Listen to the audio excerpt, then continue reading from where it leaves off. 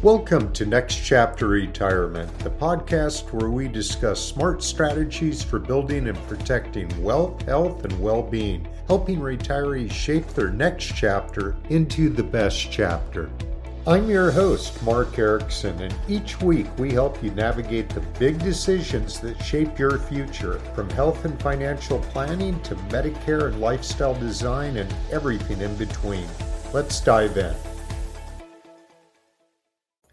A lot of people think there's a right age to take Social Security, but one decision here can impact many thousands of dollars over your lifetime.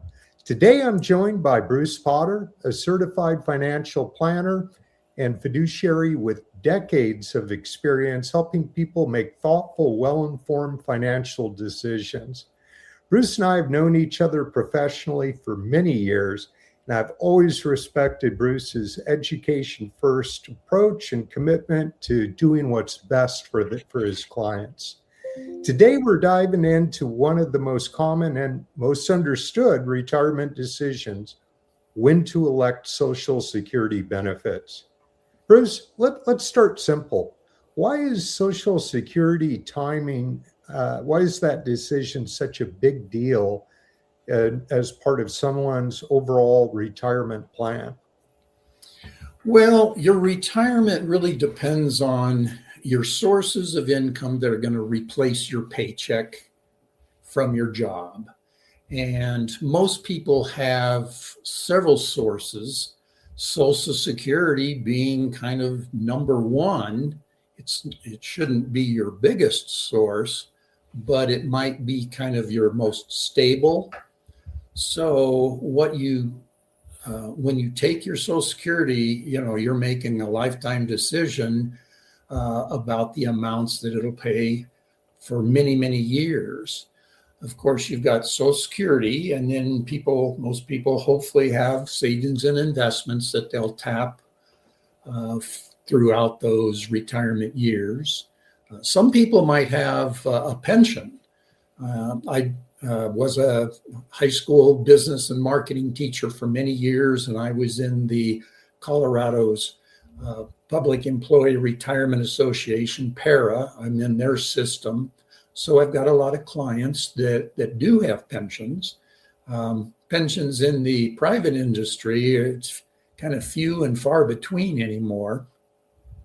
And then, of course, there's also a possibility, another source of income, go back to work, whether it's part-time or hopefully not full-time once you've made that decision to retire.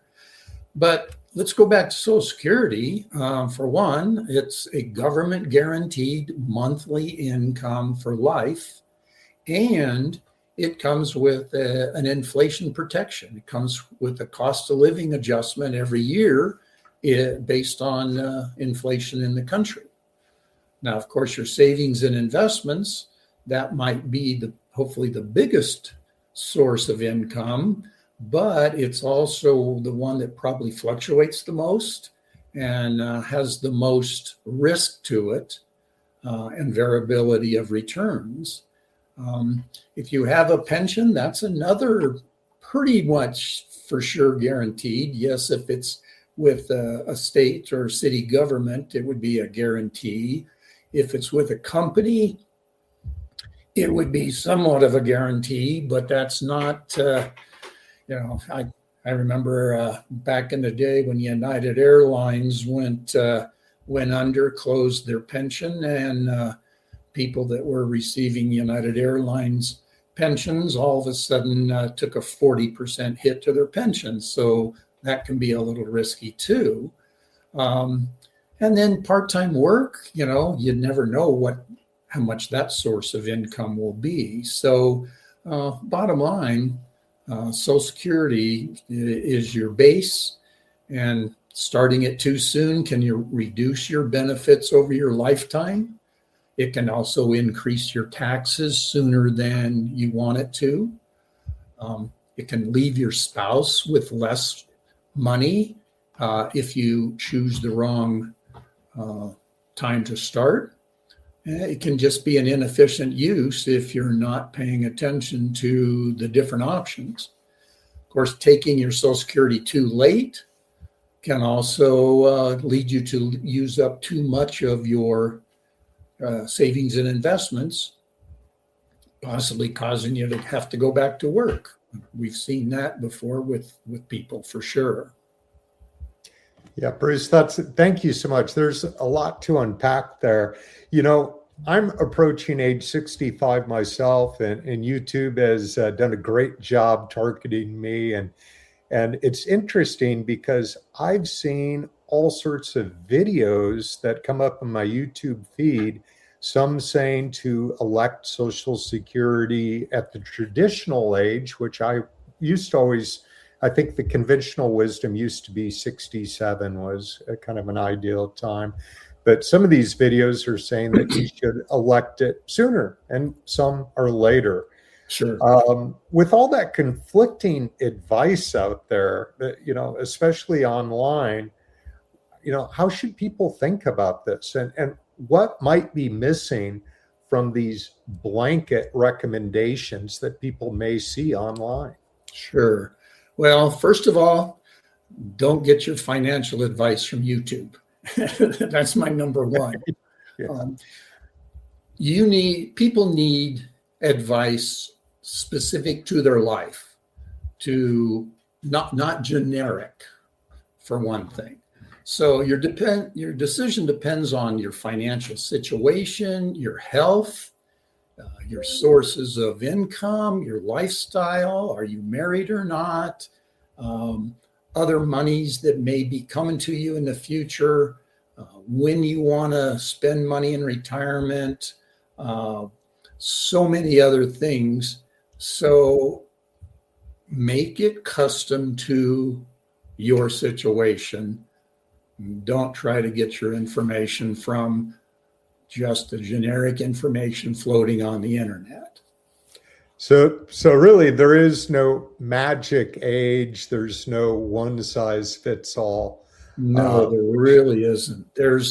I think the Social Security guidelines and rules and regs is, over 2,000 pages of information of all kinds of scenarios, all kinds of when you take it, when you don't. And so it really needs to be customized for sure. So, Bruce, can you walk us through some of the basic trade-offs when talking about electing Social Security benefits early versus waiting, just Sure. kind of in plain English? Yeah. So Social Security figures a term called your FRA, and that is your full retirement age. And it's based on when you were born. So nowadays, everything is, if somebody is retiring this year, they're probably in the range of born in 1960 and after, and the full retirement age is 67. You can take it as early as 62, but it is permanently penalized, permanently reduced if you do that. The reduction, if you take it at 62 versus 67, is about a 30% hit to your benefit, and that would be a permanent reduction. So delaying taking your benefits past your full retirement age, then they give you what's called delayed retirement credits. And each year you delay beyond 67, it increases by 8% each year. So, 67 to 70, you could figure an extra 24% bigger benefit. So that 8% a year that you get from delaying, whether it's starting at 62 or starting at 67 or anywhere in between, each year it goes up 8%, gets to be an 8% bigger benefit. Boy, that's a very rare guaranteed 8% return. You know, I like to tell my clients I can probably do that for them in their portfolios, but there's no guarantees there.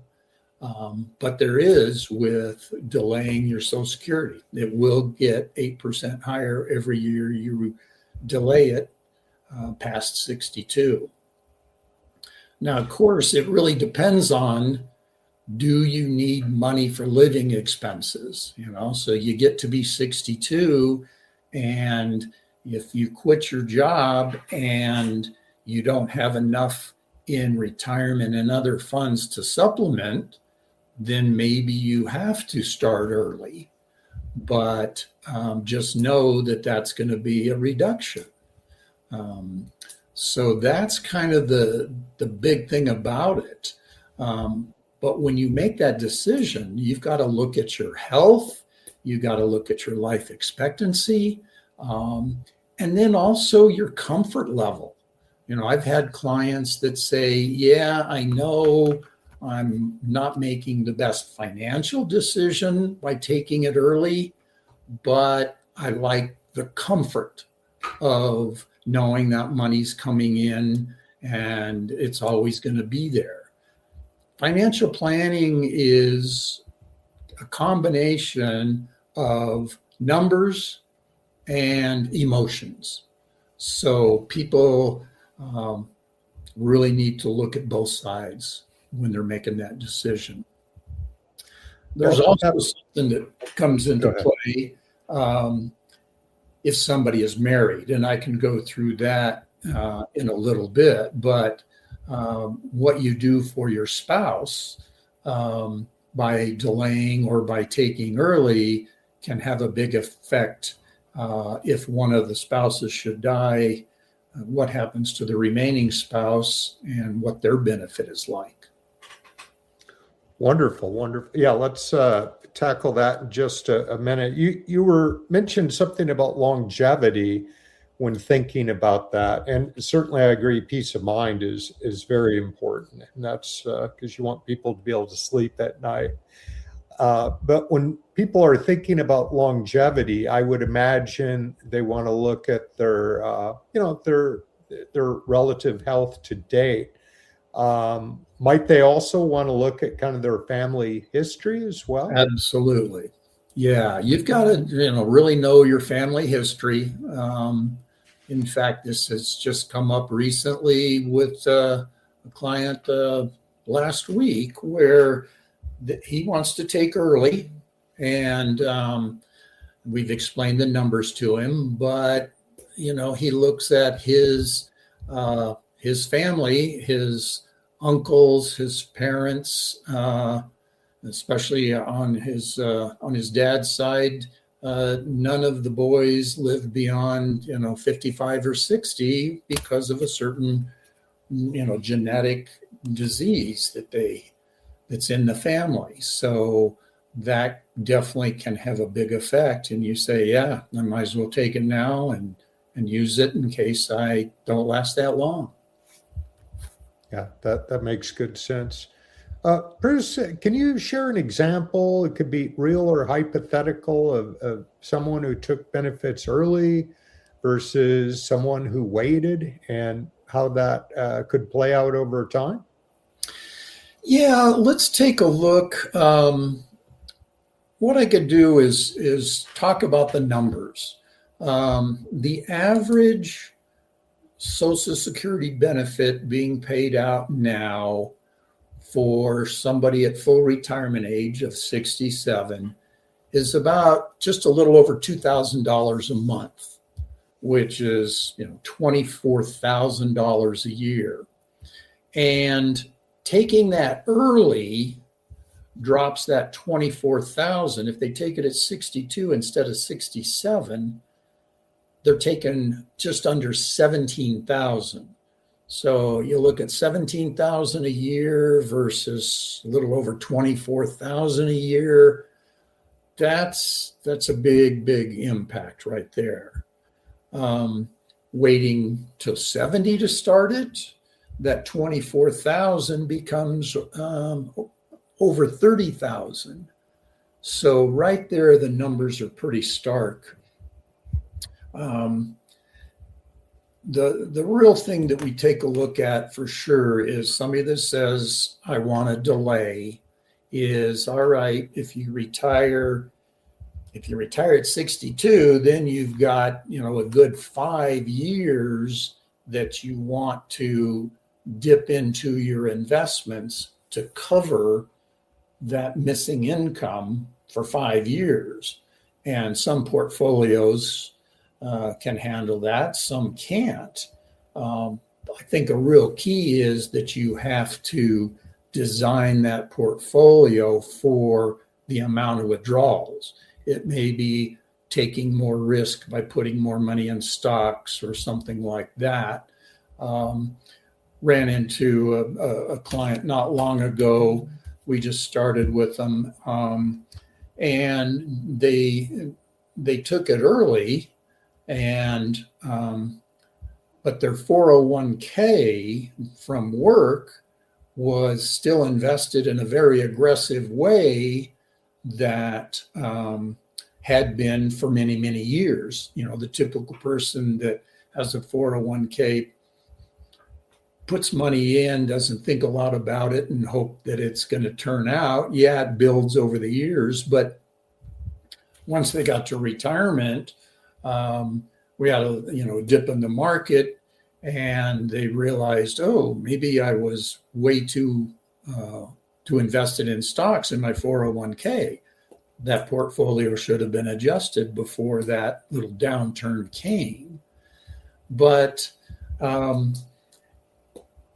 it's tough. You've got to look at it and say, what do I need? The people who take it early, they're kind of locked in, and they're going to have to use more of the retirement funds. I have had people over the years that said, yeah, I took it early, and at 65, instead of retiring at 65, they started a job at 65. So you've really got to think through it, plan it out. But the difference in numbers are very stark there, for sure.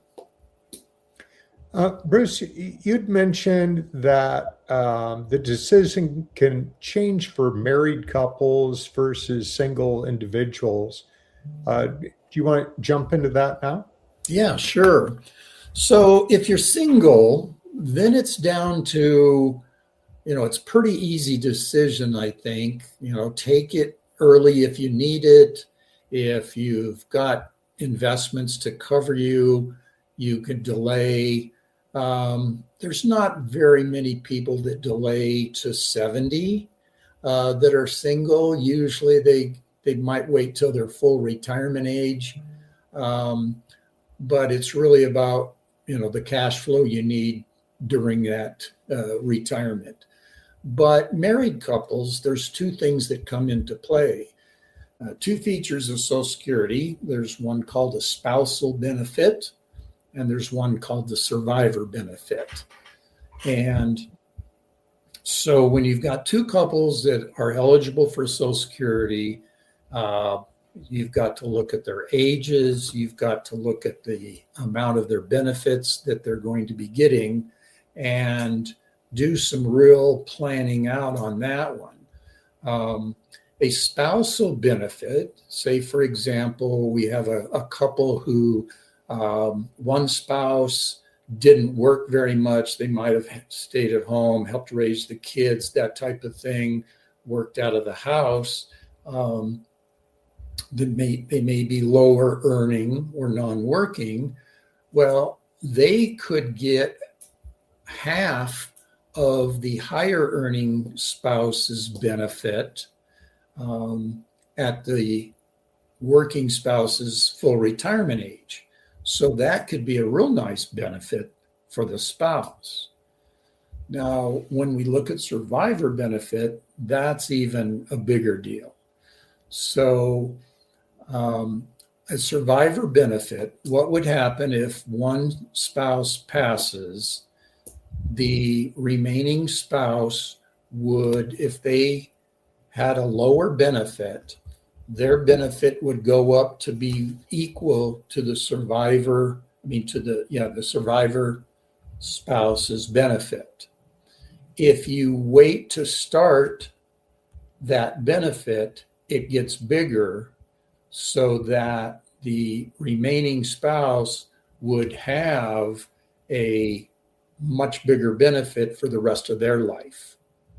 So you've got to just run the numbers, but it becomes very big piece of the elder years there is to make sure that survivor has the highest benefit possible.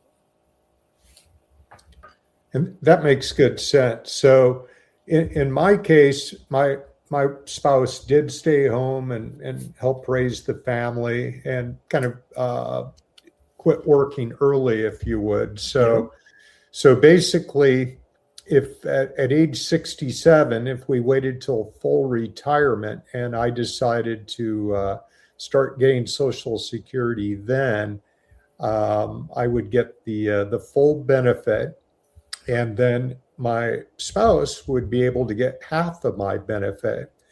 And then, Bruce, if I'm understanding correctly, if I predecease my spouse, then she would start receiving, instead of half of my benefit, she would start receiving the full benefit that I was receiving. Is that correct? Yes. Now, the one caveat is that if your spouse has any benefit at all, maybe from younger days, high school, college earnings, and things like that, they wouldn't receive their own benefit plus your full benefit.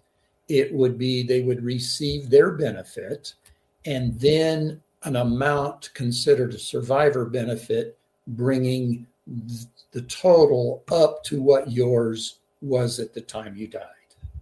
I see. Thank you.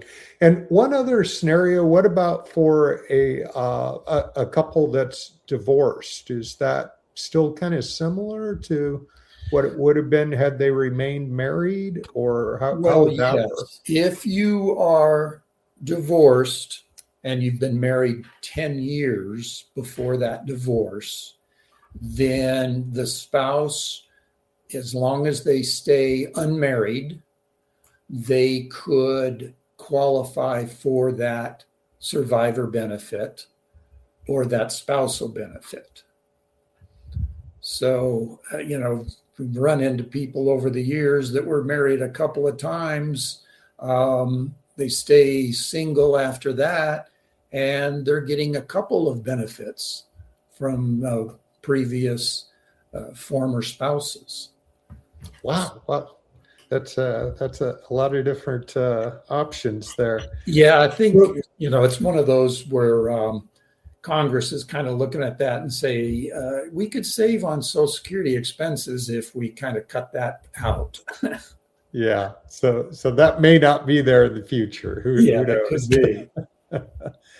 So, Bruce, what should people know if they plan to keep working while they're taking Social Security? Any gotchas or concerns there? Yes, absolutely. I mean, the key is that if you start taking your Social Security and you're still working, there's limits to how much you can make without Social Security being reduced.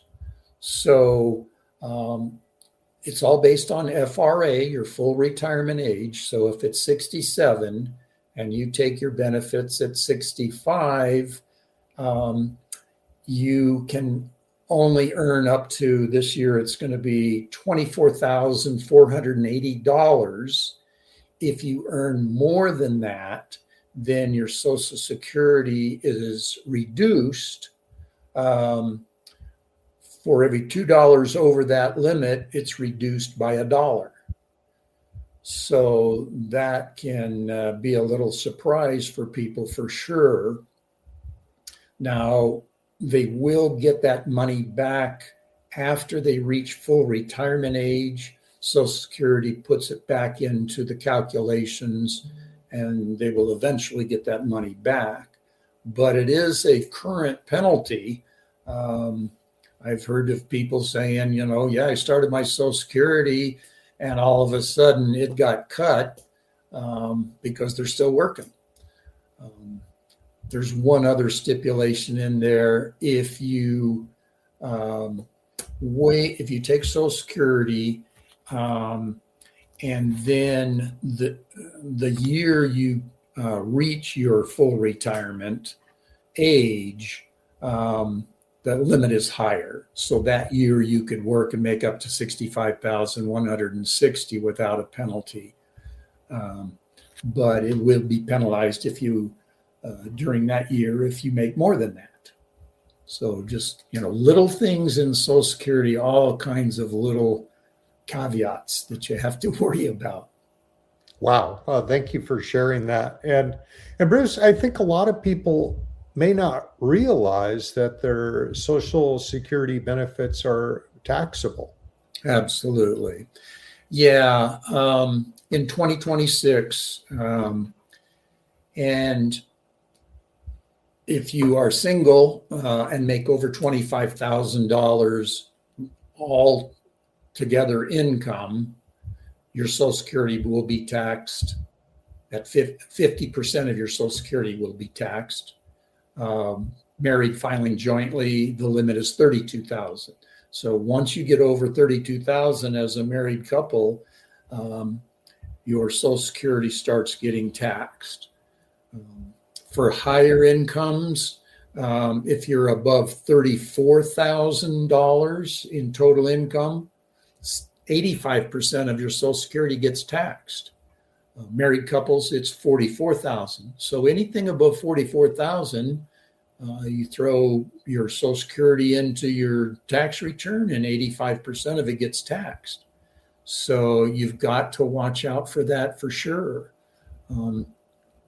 I know there's part of the tax bill that passed last year. They kind of said that your Social Security is not taxed, but it is. The way they got around that is by giving a tax deduction for those 65 and older that reduces some of that taxes. But you're still being taxed on Social Security. Wow. Good information. Thank you. Bruce, for someone approaching retirement, how important is it to look at Social Security as part of a broader financial plan? And what value does working with a financial planner who's a fiduciary bring? Well, first of all, a fiduciary financial planner is required by law to act in the best interest of the client, regardless of what it does for them. And there are many financial advisors who are not required by law, but still are fiduciaries. So whatever you do, make sure you find a financial planner that's a fiduciary. Ask them, are they a fiduciary? Have them explain how that works for them. And if they are a fiduciary, then they're going to be looking at a holistic financial plan for you. They're going to look at many different parts. They're going to look at Social Security, yes, but they're going to look at your lifestyle. They're going to look at family size. They're going to look at your goals. They're going to look at your taxes. They're going to look at your estate planning. They're going to look at your insurance, your monthly cash flow, your debt management. They're going to look at the big picture because changes in one area may change the other areas. So they've all got to look at things holistically, figure out what's the best time to start your Social Security based on all those factors we've talked about: health, family size, incomes, investments, other sources of income. But make sure they're a fiduciary. They're going to act in your best interest. Here's an example. When somebody comes to us and they say, okay, should I start Social Security early? Of course, we look at all the numbers and give our recommendations. But there may be financial planners out there that aren't fiduciaries, and they might look at it and they say, oh, yeah, you should take it early because they may be earning money off the investments and they want those investments to keep growing without being touched. And starting early might not be the best for that client. So those are the kind of things you've got to watch out for when you talk with a financial advisor. Yeah, so kind of the big difference is a fiduciary is looking out for the client's best interests. There's somebody who's not a fiduciary might be looking out a little bit more for their own best interests, what they get commissioned on or what have you. Unfortunately, that's true in this industry. Yes. Yeah. So, Bruce, what are some of the big mistakes that you sometimes see people make when they're deciding on when to take Social Security? Yeah, not considering all the options. A lot of people just look at, okay, geez, here's my current situation. I need more money. I want to take it. But you've also got to look many, many years down the road.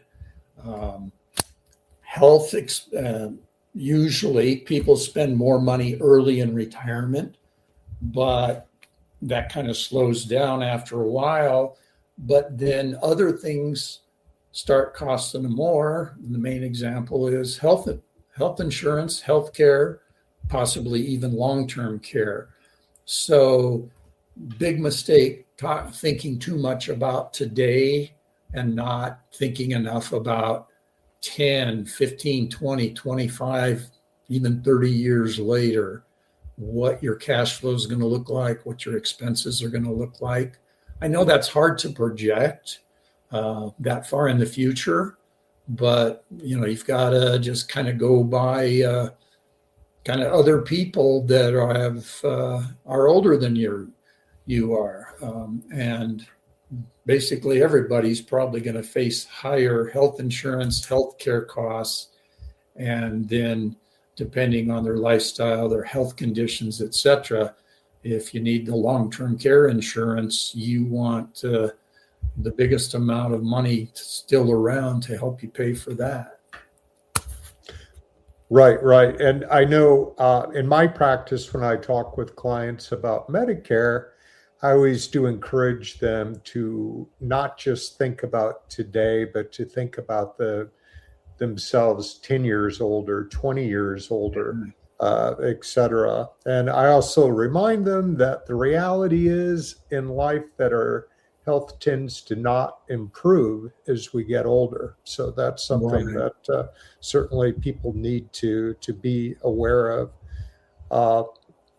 And anyways, Bruce, anything else you want to bring up before we wrap things up here? No, I think that's it. I mean, there's just, there's so much to look at. It's a very tough decision. Once that decision is made, you do have, like if you decide to take it early, the IRS gives you kind of a 1-year little cushion there. If you take it early and you decided you made a mistake, you can pay back to the IRS what your benefit has been and then delay starting again. But you only have 1 year to make that decision to stop it and restart later.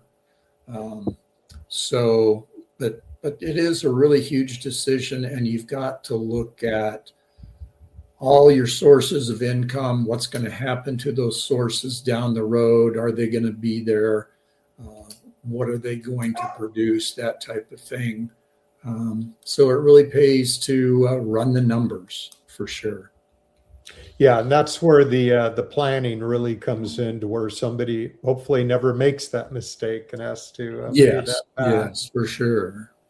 And Bruce, this has been such a great conversation.